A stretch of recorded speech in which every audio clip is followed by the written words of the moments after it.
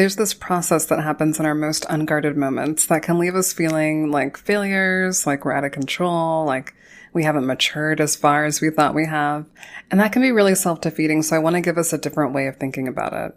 So what I'm talking about now is something that if we know how to address it and how to look at it a little bit with a little bit more objectivity, a little more self-acceptance, then it can actually help us to overcome major issues within ourselves or in our environment that allow us to grow, to change, to take control of our environment in a whole different way. So what I'm talking about is when we are feeling triggered, okay? When we feel triggered, activated, set off, discombobulated, whatever word you want to use to describe this. I know the word triggered gets used a lot, but it's something that we all kind of have an understanding of what that is. So when we feel like we're triggered or that we're activated in a way that we do not enjoy, this can really mess with our energy. It can mess with the way that we think about ourselves, our self-concept. And, it's just information. Okay. So I want us to get away from this thinking that really has a lot of judgment around it, a lot of self-judgment and, defeating language, negative self-talk, and move into this space where we are using that moment, that situation, that reaction to learn more about ourselves, about what we want and what we need. Okay. So when you know how to do this, you can choose a different path for yourself. And that's where that powerful energy, that empowerment comes back in, as opposed to feeling like, oh, I'm just out of control, or I'm just, easily overwhelmed by things. And that's why I'm acting this way. And I want to say first off that I get it. It's not comfortable, or it's not something that I want when I'm in a moment like that. I don't feel instantly proud of myself. I'm not instantly excited. However, I've gotten to the place where the moment of that happening, of me being really activated or reactive to me thinking in a powerful way, it's a very short time span, right? And this comes with practice, and this comes from being able to understand how to have a different perspective on it. So if you're not there yet, no worries. You can get there.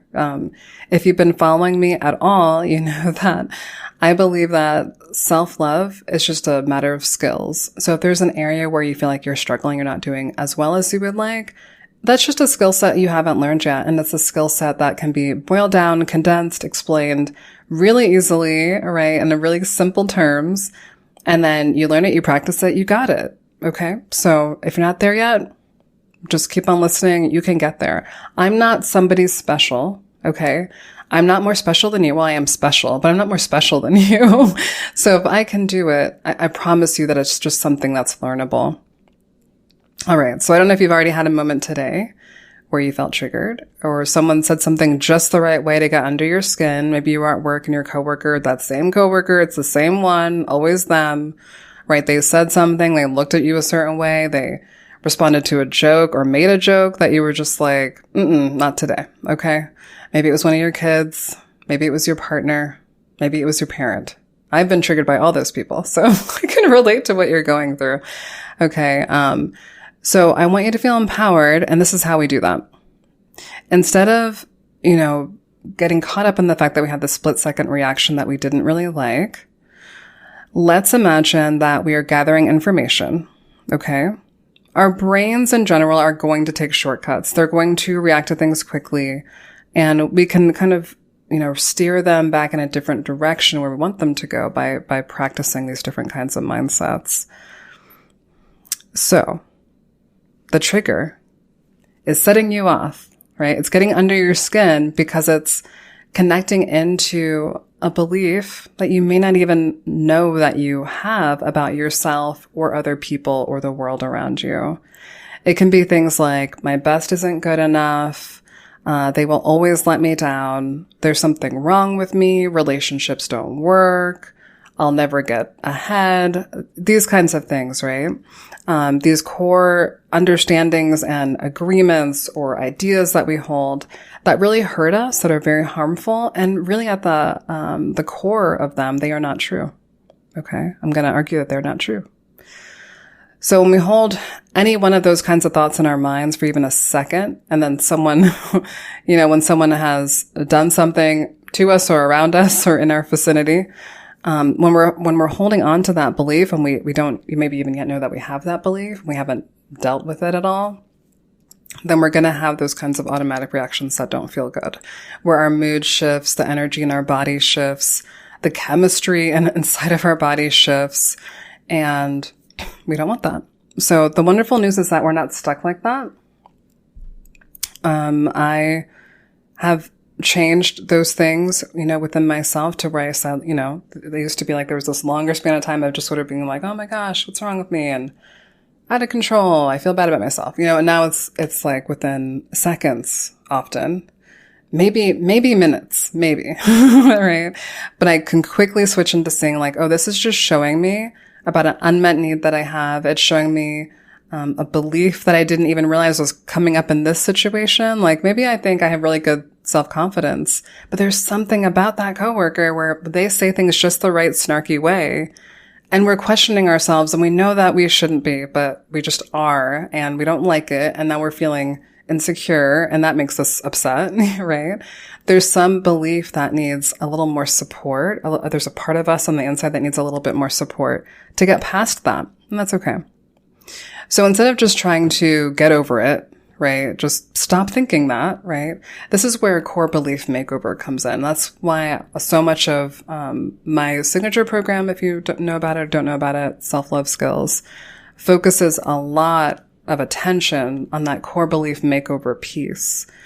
Because once you change around those core beliefs, everything else gets a lot easier to do. Now you're not fighting an uphill battle against your own thoughts and your own self-concepts. Now your thoughts and your self-concepts are coming into line with what is actually true and wonderful and beautiful and lovable about you.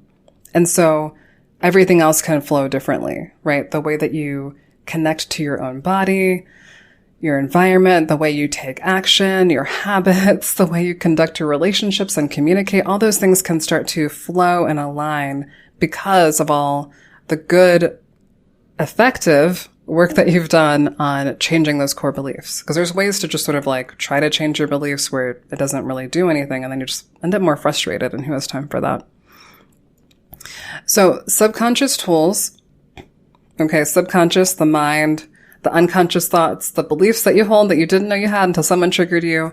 Subconscious tools are what will solve subconscious problems. Just exerting more effort and energy and trying to have a stronger willpower is not the thing that's going to budge you out of the place that you're in.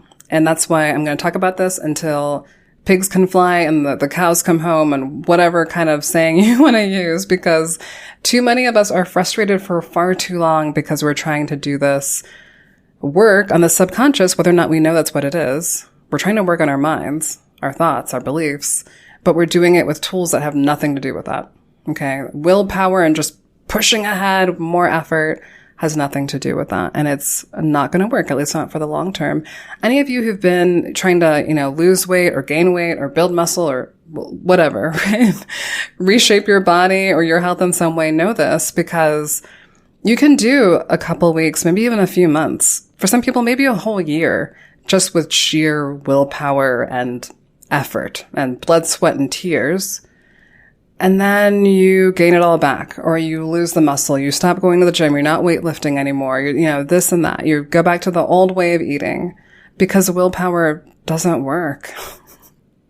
And people who know what they're doing, they know this. That's why they don't rely on willpower to get you the changes that you want, because it doesn't work. So that's just my message for today. Again, self-love skills include using subconscious tools for subconscious problems. That involves using the tools that help you to transform your mind, right? Things like subconscious reprogramming, all of that. Those are the tools that help you to transform your mind so that these other issues that you have get a lot easier. So that you're not just sort of triggered out of nowhere, just constantly not knowing what's going on. You can have way more control than that. I don't know if you knew that was possible, but you can. You can be much more aware, much more in sync with yourself, and able to work with your thoughts and beliefs to be like, okay, wow, I didn't realize that I still felt really insecure about that thing. There's something I said in that meeting with our boss and our boss's boss and their boss months ago that is still bothering me, that makes me feel about this small, right? And I guess I'm not really over it.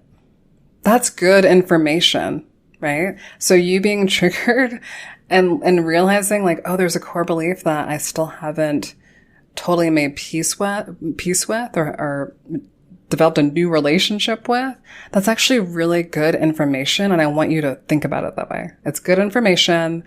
Nothing's gone wrong. It's right on time that you're getting this information now. It probably means that your subconscious mind knows that you have the ability, or there is some resource in your environment that will help you to deal with it. That resource may already be intuitive to you, right now. Or it may be that you can come to a program like mine or something similar that will help you to be able to do that. Okay. So just remember that when your subconscious mind is allowing you to face an issue, the odds are pretty good that there is something, someone, some resource in your environment that will help you to be able to get past it once and for all. I can't talk today. And that's really good news. It's really, really good news. So if you're getting triggered, maybe it's good news. Okay. So that's all I have for you today. I want you to sit with that thought and just imagine that maybe this isn't a bad thing. Maybe this is the path, the road that's going to take you down something that you've been needing for a really long time, but you weren't ready yet until now. And that's pretty beautiful. I'm genuinely excited for you because I know, having been there many times, I know what is possible on the other side of addressing those things and the way that they need to be addressed. So, such a pleasure talking with you again. Until next time.